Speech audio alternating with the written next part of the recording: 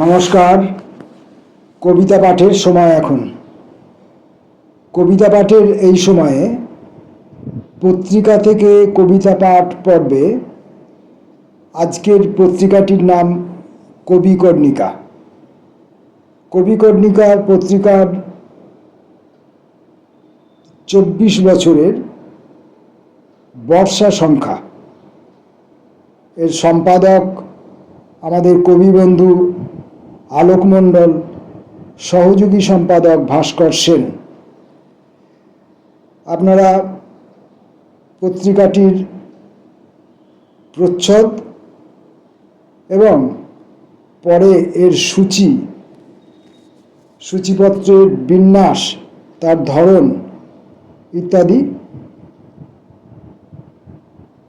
দেখতে পাচ্ছেন। এখানে কতটা পরিকল্পনা রয়েছে এই পত্রিকাটির সম্পাদনার ক্ষেত্রে। আজকাল অনেকেই পত্রিকা সম্পাদনা করেন, বিশেষ করে অনলাইন পত্রিকা সম্পাদনায় যেগুলো দেখেছি সেগুলি কপি পেস্ট ছাড়া আর কিছু নয়।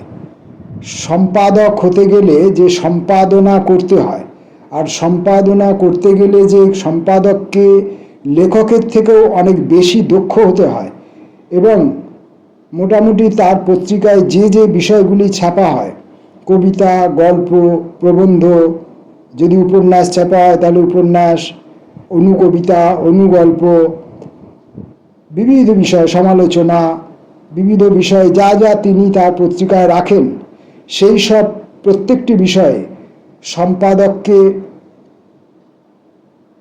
দক্ষ হতে হবে, পরিচিত হতে হবে, অথবা তাকে লেখাগুলি মুদ্রণ করার আগে, লেখাগুলি প্রকাশ করার আগে তার খুঁটিনাটি সম্পর্কে তাকে অন্বেষণ করে যতটা সম্ভব ভুল মুক্ত, ত্রুটি মুক্ত করে তোলার চেষ্টা করতে হবে, তবেই তিনি সম্পাদক। কিন্তু আজকাল বেশিরভাগ ক্ষেত্রেই হয় কি, কপি পেস্ট। লেখক নিজেই একটি কবিতা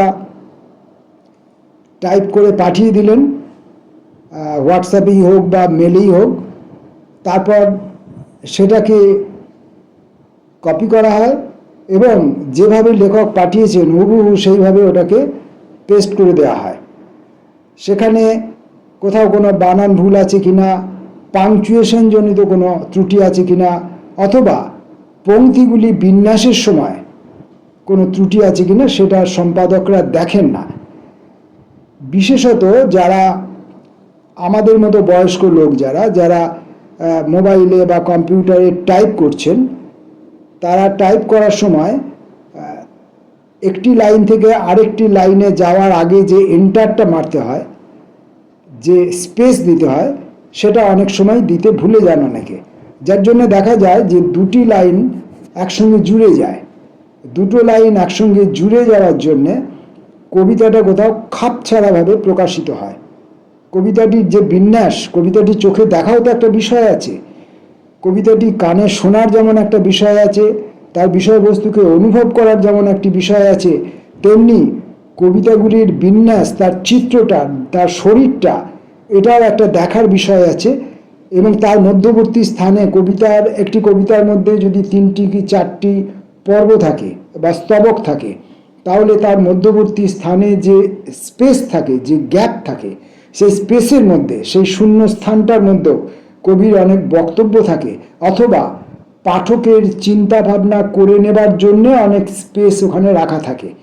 সেইটা যদি কোথাও ঠিকমতো করে পরিবেশিত না হয়, তাহলে যেমন লেখা মার খায়, তেমনি লেখক মার খান এবং পাঠক নিজেও বিভ্রান্ত হন। বিশেষ করে যারা নতুন পাঠক, যারা আসছেন, যারা অনুসরণ করবেন সম্পাদককে এবং লেখককে, তারা বিভ্রান্ত হবেন। তাই সম্পাদককে অনেক বেশি সচেতন হতে হবে লেখকের থেকেও, তবে তিনি সম্পাদক। আমার হাতে প্রযুক্তি আছে, আমি ম্যাগাজিন করতে পারি, আমি ওয়েব ম্যাগাজিন করতে পারি, অথবা আমার হাতে টাকা পয়সা আছে, লোকজন আছে, আমি একটি পত্রিকা ছাপিয়ে দিতে পারি, তাহলেই আমি সম্পাদক হয়ে যাব না। সম্পাদক হতে গেলে তাকে এই প্রত্যেকটি বিষয়ের উপর দক্ষতা অর্জন করতে হবে, এবং দক্ষতাটা সম্পূর্ণ নিপুণ হতে হবে, না হলে স্বীকার করে নিতে হবে যে না, আমার দক্ষতা নেই। দক্ষতা নেই স্বীকার করে নেওয়াটা অদক্ষ লোকের কাজ করার থেকে কম অপরাধের, বা অপরাধ নয় বলা যায়। কারণ তিনি তো স্বীকারই করে নিচ্ছেন যে আমার দক্ষতা নেই, এবং যে কাজে তিনি তার দক্ষতা নেই সেই কাজে তিনি অগ্রসর হচ্ছেন না। তিনি নিজে ঘরের মধ্যে বসে পরিশীলন করতেই পারেন, এবং করলেই তবেই তো তিনি একদিন দক্ষতা অর্জনে সক্ষম হতেও পারেন।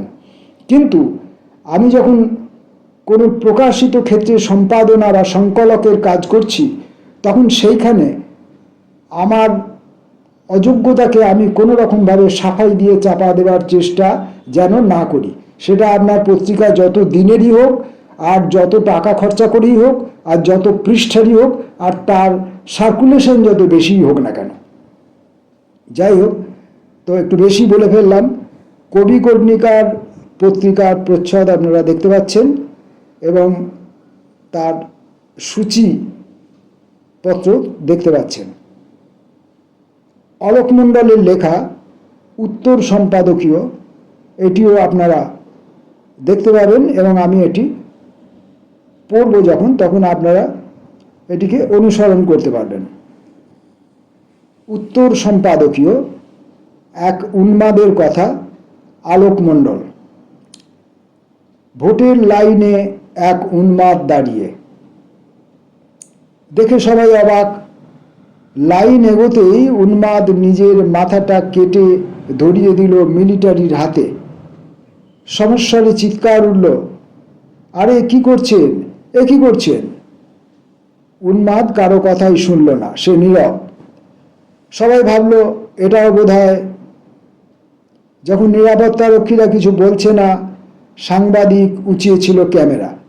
মাউথপিস মুখের কাছে এগিয়ে জানতে চাইল, স্যার আপনার মাথা? কমন্দ কিছু বলল না, শুধু এগিয়ে গেল। সাংবাদিক তার হাতের দিকে তাকিয়ে বলল, আপনার ডান হাত? কমন্দ এবার বলল, ওটা গেরুয়া পতাকার তলে রেখে এসেছি। সাংবাদিক বাম হাতের দিকে তাকিয়ে জানতে চাইল, স্যার আপনার বাম হাতটাও তো নেই? কবন্ধ বলল, ওটা সবুজ ঘাসের আড়ালে লুকিয়ে এসেছি। সাংবাদিক বলল, তাহলে আপনি কিভাবে ভোট দেবেন? উন্মাদ বলল, এখানে কেউই তো নিজের হাতে ভোট দেয় না। তাকিয়ে দেখুন, সবার মাথা কাটা, হাত নেই আমার মতোই। সাংবাদিক অত্যাশ্চর্য এই দৃশ্য দেখে তড়িঘড়ি খবরটা এক্সক্লুসিভলি গ্রাউন্ড লেভেল থেকে সম্প্রচার করল ব্রেকিং নিউজে। মারাত্মক, একদম যা অতি বাস্তব, সেই অতি বাস্তবকে অতি নিপুণভাবে বর্ণনা করা হয়েছে, অথচ বর্ণনার মধ্য দিয়ে এটি একটি কবিতাও হয়ে উঠেছে। এটি যেমন সম্পাদকীয়তার কাজ সেরেছে, একই সঙ্গে এটি একটি কবিতাও হয়ে উঠেছে।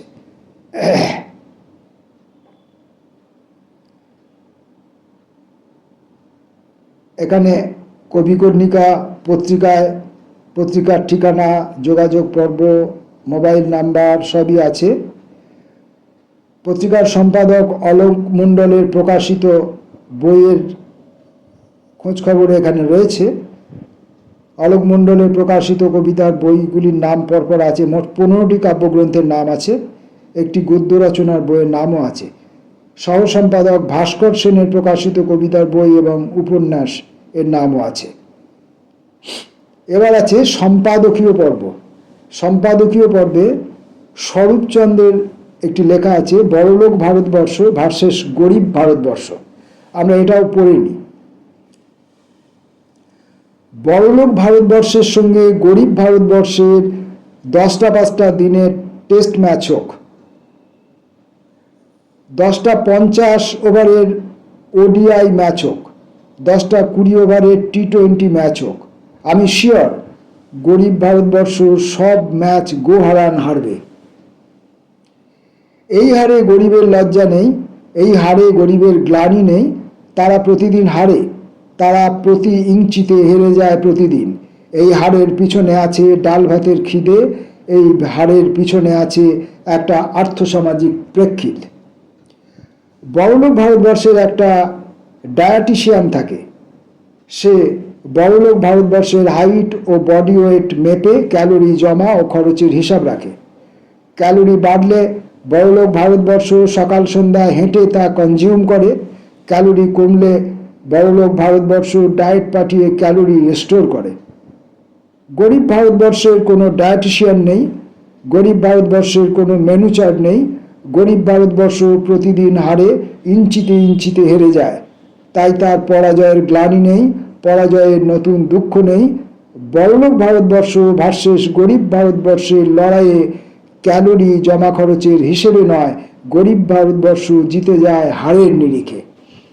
এবং কবি এখানে গরিব ভারতবর্ষকে হারের নিরিখে জিতিয়ে দিতে চেয়েছেন। আমি শুধু এই অংশটুকুতে একটু ডিফার করব, এটা হার নয়, আসলে এটাকে এই যে হার, এটাকে বলা হচ্ছে বড়লোক ভারতবর্ষের দৃষ্টিভঙ্গির হার। আসলে যেহেতু গরিব ভারতবর্ষ সংখ্যাগরিষ্ঠ এবং যেহেতু তাদেরকে শোষণ করেই বড়লোক ভারতবর্ষ সমস্ত রকম অস্তিত্বে টিকে থাকে, তাই গরিব ভারতবর্ষই প্রকৃত জয়ী, গরিব ভারতবর্ষই প্রকৃত দেশের অস্তিত্ব, গরিব ভারতবর্ষই প্রকৃত দেশের পরিচয়, গরিব ভারতবর্ষই দেশের প্রকৃত মানচিত্র। লেখাটি অপূর্ব সুন্দর, সম্পাদকীয়, এক অর্থে সম্পাদকীয়, আবার অন্য অর্থে স্বরূপচন্দ্রের এটি একটি কবিতা। আমি স্বরূপচন্দ্রের কবিতার খুব ভক্ত একজন।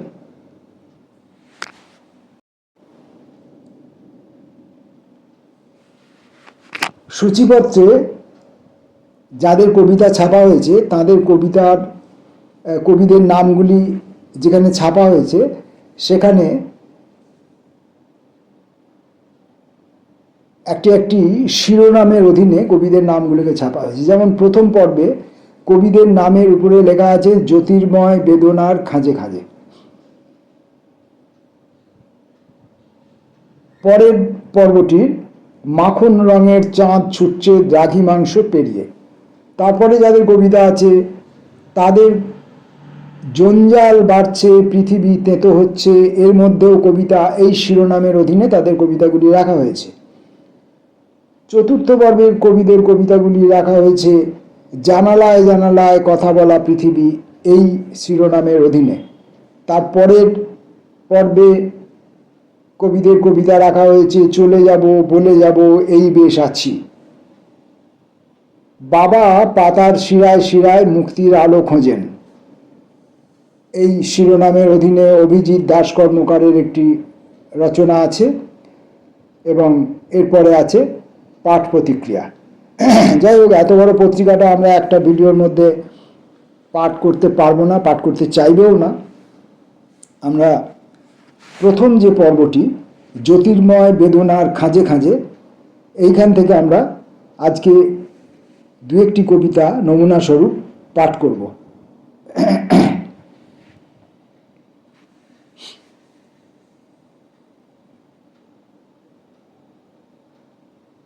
জ্যোতির্ময় বেদনার খাঁজে খাঁজে। প্রথম কবির নাম অংশুমান কর, কবিতার নাম মিলন। গাছেদের ভালোবাসায় কোনো খাদ নেই, দুটি গাছ একই সঙ্গে বৃষ্টিতে ভেজে একই সঙ্গে পাতা ঝরায়, একই সঙ্গে ঝড়ের বিরুদ্ধে রুখে দাঁড়ায়, বাজ পড়লে একই সঙ্গে পুড়ে যায়। গাছেদের ভালোবাসায় কোনো খাদ নেই, তাই দু একটি শিশু নষ্ট শশা পচা চাল কুমড়ো হতে পারে, কিন্তু ফুল সতত পবিত্র ও সুন্দর। তার পরে এক ভদ্রলোকের কবিতা আছে, তার কবিতাটি পড়ছি না। তৃতীয় কবির নাম মৈত্রেয়ী পাল কর্মকার, কবিতার নাম ডুব। অসুখের ঘর ছেড়ে হাঁটতে হাঁটতে নির্জন দ্বীপে এসে পৌঁছেছি। এখন পিছন ফিরে তাকালে ঘরটির জন্য বুক ভেঙে যায়। সন্ধ্যা নেমে এলে লণ্ঠন জ্বেলে তাই জলের দিকে তাকিয়ে থাকি। দেখি মৃত্যু চিহ্ন নিয়ে মাঝে মাঝে দুলে উঠছে চাঁদটি, আর ঘরটির হাত আমাকে খুঁজতে খুঁজতে আস্তে আস্তে ডুবে যাচ্ছে ধোঁয়ার ভেতর। অসাধারণ একটি কবিতা মৈত্রেয়ী পাল কর্মকারের। নন্দিতা বন্দ্যোপাধ্যায় সম্ভবত আমার বন্ধু এবং প্রিয় শিল্প পত্রিকার সম্পাদক তিনি। সেই নন্দিতা বন্দ্যোপাধ্যায় হবেন বলে আমি ধরে নিচ্ছি, জানি না এই নন্দিতা বন্দ্যোপাধ্যায় তিনি কিনা। যাই হোক, কবিতার নাম পতন তথ্যচিত্র। আমি জেগে উঠছি না, চাইছি না আপনজনরাও জেগে উঠুক। মস্তিষ্কের ভেতর অশ্রুর জলস্তম্ভ, মুছে যাচ্ছে জন্মদাগ আতর ছাড়াই। বুকের ভিতর অশুদ্ধ জীবন পালাবার সুর খুঁজছে। অতীতের বিষাক্ত বমি তোমাদের মুখে উঠছে ভেসে। কিভাবে বিশ্বাস করাবো স্বার্থপরতার বলকলেই জন্ম আমার? কাগজের বাগ ও লোডেড পিস্তলের বিজ্ঞাপন ছেপে যাচ্ছে। সন্তানের চেয়েও দামি জেনে সওদা করতে চাইছি। এখানে কোনোদিন মন্দির ছিল না, ছিল না কোনো গির্জা মসজিদ। একটা পাড়া ছিল, শান্ত মিলমিশ, কত ফুল ফুটত, নাগরিক মুখে ছিল আলো। পতন তথ্যচিত্র শুরু হয়ে গেছে।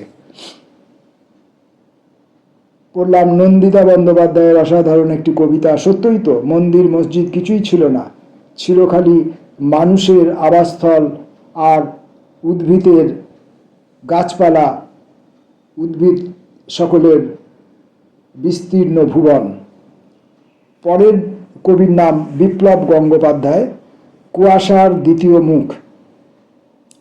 ঘড়ি নেই, তবু সময় থামে।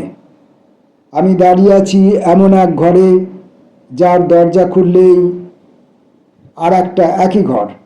মাঝখানে একটা আয়না, কিন্তু তাতে আমার প্রতিচ্ছবি নেই, শুধু কুয়াশা, যেন কেউ ভেতর থেকে নিঃশ্বাস ফেলছে। হঠাৎ সেই কুয়াশার মধ্যে একটা মুখ ভেসে ওঠে আমারই মতো, তবু একটু বেশি নির্ভুল। সে ঠোঁট নেড়ে কিছু বলে, শব্দ আসে না, তবু আমি বুঝে ফেলি। আমি পিছিয়ে আসতে চাই, দেখি আমি ইতিমধ্যেই আয়নার ভেতরে, আর বাইরে থাকা মানুষটা ধীরে ধীরে মুছে যাচ্ছে কুয়াশায়। অসাধারণ। পড়ব আলো বসুর একটি কবিতা, প্রেম। পাঁজরের ভারী দরজায় চাপ দিলে উদ্ধত বুকের রক্ত মাংসে অলৌকিক আবেশ। এমন চাপ যা চূর্ণ করে না। গুহা মুখ খুলে যায়, গোপন সেই গুহা মুখ। লজ্জা ঢাকা ছিল যা একদা। গর্ভ ফুলে নাচের মুদ্রা, শুরুর সেই ভূমি প্রণাম মুদ্রা। নিজে হাতে আমার প্রথম জন্মক্ষণে গান লিখে দিয়েছিলে নাভিমূলে, সেইখানে আঙুল ছোঁয়ানো মাত্র শুকনো গাঙে প্লাবন গীতি। পাথর ফাটিয়ে ঝর্ণার ঝড়ঝড়। তুমি তারাদের দেশ থেকে নিচে নেমে এলে শুধু আমাকেই ফলবতী করবে বলে। আমার আকাঙ্ক্ষা তোমার করুণা, যুগলের এক আশ্চর্য অবগাহন, জ্যোতির্ময় বেদনার খাঁজে খাঁজে। তব প্রেম সুধারসে ডুবেছে মন, ডুবেছে। কবির নাম যশবন্ত বসু, কবিতার নাম অভিসার। বোঝা যাবে না কিছুই, তোলপাড় ও তছনছ, বিনাশ বা বিস্মৃতি। ভেতরে দৃশ্যপট অন্তরালের, তবু সব সঙ্গে সঙ্গে যায়। কাজে ও কোলাহলে, তামাটে রোদ রাস্তায়, হঠাৎ মুছে যায় কর্তব্যকর্ম। গাঢ় ইশারায় ডাকে উচাটন, বাঁক ঘোরে ছায়ায় ও সবুজে। একটা গোটা দুপুর ও বিকেলের মন কেমন, ফুটে ওঠে দিঘি জল কাজল কিনারে। এমতো দৃশ্য দুর্বিপাকে তোমার শান্ত পেলবতায় চলে। পেলবতায় চলে যাব বলে সমস্ত অস্থিরতা সমেত হাওয়ার হাত ধরি। কবির নাম বন্ধুবর রবীন বসু, কবিতার নাম ভুল। কার ঘরে আগুন লাগলো, কারা পুড়ে ছাই হলো শেষে, কাদের মাথায় সর্বনাশ নেমে এলো, এসব খোঁজার আমার কোনো দায় নেই। আমি পাশ কাটিয়ে পিঠ ঘুরিয়ে চোখের ঠুলি পরে বসে থাকি। ভাবটা আমার তো কিছুই হয়নি, আমি নিরাপদ। সেটা যে ভুল ছিল তা শীঘ্রই বোঝা গেল। একসময় দেখি আবার নিজেরই ঘর দাউ দাউ জ্বলছে।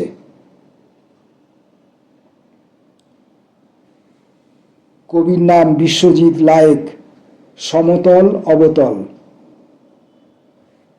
তুমি বাস্তবক্ষ, আমি কাল্পনিক, কিন্তু একসঙ্গে আমরা এক নতুন সংখ্যা হয়ে উঠি। আমাদের সম্পর্কের মান, আমাদের মডুলাস সবসময় অনন্তের দিকে ছুটে যায়। কেউ বিশ্বাস করে না, কিন্তু গণিত জানে আমাদের ভালোবাসা তুমি আর আমি। বাহির হয়ে এসো তুমি যে আছো অন্তরে।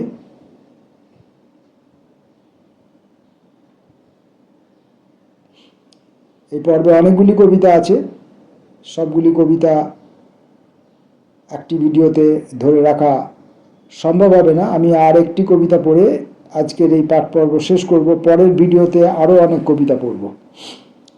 এবারের কবির নাম হরিত বন্দ্যোপাধ্যায়, ঝড় পরিবার। ঝড়ের ছোট ভাই আর আমি একই বছর মাধ্যমিক দিয়েছি। বিদ্যুৎ ছাড়াই ট্রেন এসেছে, এর পরের টুকুও বিদ্যুৎহীন। সারাদিনের ক্লান্ত মা বইয়ের পাশে শুয়ে পাখা টানত। পাখা পড়ে গেলে দুয়ারে এসে বসতাম, ভাইয়ের বন্ধু বলে কথা। যখন তখন সাড়া নিত ঝড়, এই যে আজ খালি গলায় গান গাইছি, শেকড় ছাড়া উড়ে বেড়াচ্ছি। আমার দিকে তাকাবেন না, আমি কিন্তু কেউ নই, ঝড়ের পরিবারের সঙ্গে সখ্য, ভাইয়ের বন্ধু বলে কথা। ঝড়ের ছোট ভাই আর আমি একই বছর মাধ্যমিক দিয়েছি। মারাত্মক বিষয় না? বিদ্যুৎ ছাড়াই ট্রেন এসেছে, এর পরের টুকুও বিদ্যুৎহীন। সারাদিনের ক্লান্ত মা বইয়ের পাশে শুয়ে পাখা টানত। পাখা পড়ে গেলে দুয়ারে এসে বসতাম, ভাইয়ের বন্ধু বলে কথা।